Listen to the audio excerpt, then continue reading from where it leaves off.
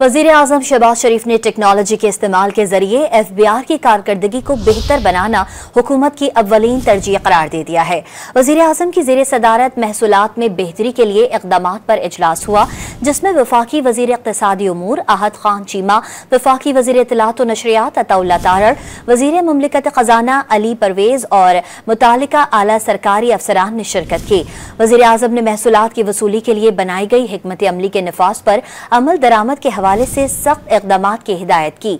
वज़ीर आज़म शहबाज शरीफ ने कहा कि FBI की डिजिटाइजेशन के लिए उठाए जाने वाले इक़दामात से कौमी खजाने को अरबों रुपए का फायदा पहुंचेगा।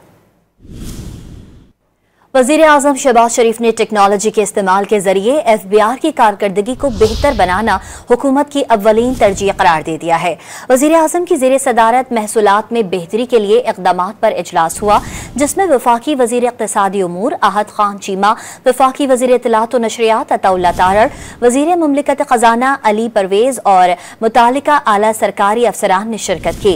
वज़ीर आज़म ने महसूलात की वसूली के लिए बनाई गई हिकमत अमली के नफाज पर अमल दरामद के हवाले से सख्त इक़दामात की हिदायत की। वज़ीर आज़म शहबाज शरीफ ने कहा कि FBI की डिजिटाइजेशन के लिए उठाए जाने वाले इक़दामात से कौमी खजाने को अरबों रुपए का फायदा पहुंचेगा।